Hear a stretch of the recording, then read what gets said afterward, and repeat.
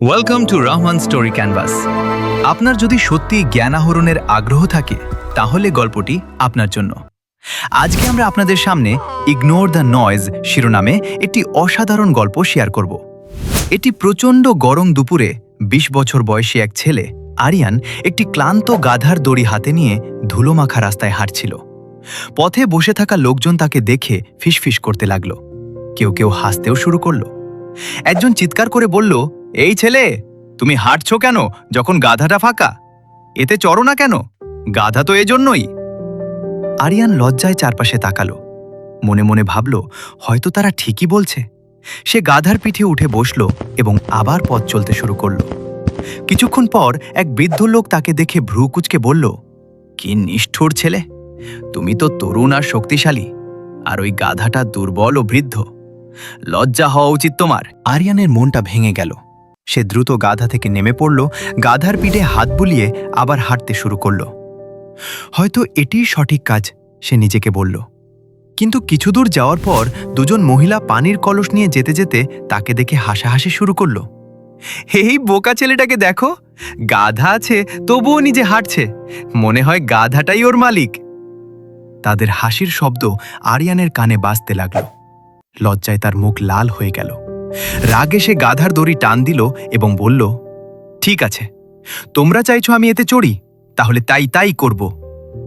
সে আবার গাধার পিঠে চড়ে বসল, এবার আরো জোরে, এবং গরম রোদে তাকে দ্রুত হাঁটাতে লাগল। দুর্বল গাধাটি হোঁচট খেতে লাগল, তার পা কাঁপছিল। কয়েক কদম যাওয়ার পর সেটি হঠাৎ হাঁটু গেড়ে বসে পড়ল। আরিয়ান ভয় পেয়ে দ্রুত নেমে এলো। আশেপাশের মানুষ হাসতে শুরু করল। আরিয়ান চুপচাপ দাঁড়িয়ে রইল। তার মুখে ধুলা আর মনে এক অদ্ভুত কষ্ট, রাগ আর বিভ্রান্তি।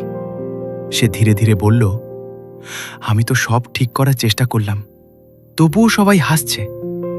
তারা আসলে কি চায়? ঠিক তখনই কাছের একটি গাছের নিচে বসে থাকা এক বৃদ্ধ লোক তাকে ডাকল। আরিয়ান উপরে তাকালো।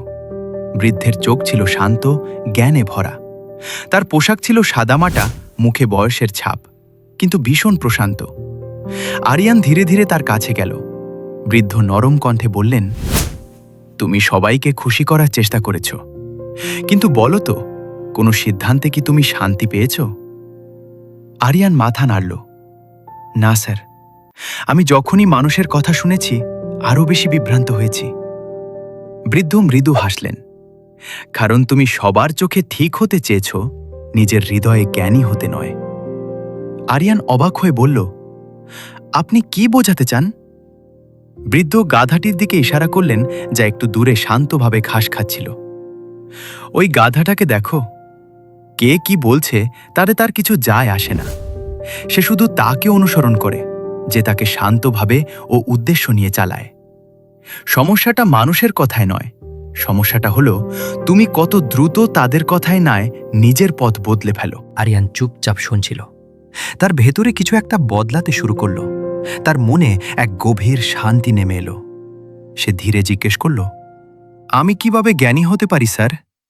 বৃদ্ধ হাসলেন, কম প্রতিক্রিয়া দেখিয়ে বেশি শোনার মাধ্যমে। বুঝে যে অহংকারের চেয়ে শান্তি অনেক বেশি মূল্যবান। চারপাশের মানুষের হাসির শব্দ তখনও শোনা যাচ্ছিল, কিন্তু তা আর তাকে কষ্ট দিচ্ছিল না। আরিয়ান বলল, ধন্যবাদ স্যার, আজ আমি এমন কিছু শিখলাম যা আমি কখনো ভুলব না। বৃদ্ধ মাথা নেড়ে বললেন, মনে রেখো, যখন তুমি সঠিক প্রমাণ করার লড়াই বন্ধ করো, তখনই জ্ঞানের শুরু হয়। আরিয়ান হালকা হাসল। গাধার মাথায় হাত বুলিয়ে আবার পথ চলতে শুরু করল। এবার তার মনে শান্তি, আর কাউকে কিছু প্রমাণ করার কোনো প্রয়োজন নেই। জীবনে আমরা অনেক মানুষের সাথে দেখা করি। কেউ বিচার করবে, কেউ হাসবে, কেউ পথ দেখানোর চেষ্টা করবে। কিন্তু সত্য হলো, তোমার শান্তি তাদের অনুমোদনের ওপর নির্ভর করে না। সঠিক হওয়া মানে অহংকার, জ্ঞানী হওয়া মানে বোঝাপড়া। পৃথিবী হয়তো সবসময় তোমার নীরবতাকে সাধুবাদ দেবে না, কিন্তু তুমি যখন অহংকারের বদলে জ্ঞানকে বেছে নাও, তখন শান্তি সবসময় তোমার পাশে থাকবে। তাই পরের বার কেউ তোমার কাজ নিয়ে হাসলে চুপচাপ হাসো এবং নিজেকে বলো, আমি সবার কাছে সঠিক হতে আসিনি, আমি নিজের জন্য জ্ঞানী হতে এসেছি। অন্যদের ভুল প্রমাণ করতে গিয়ে জীবন নষ্ট করো না, বরং শেখো কিভাবে শান্ত, স্থির এবং জ্ঞানী থাকা যায় যখন পুরো পৃথিবী তোমাকে ভুল বুঝছে। গল্পটি বন্ধুদের সাথে শেয়ার করো।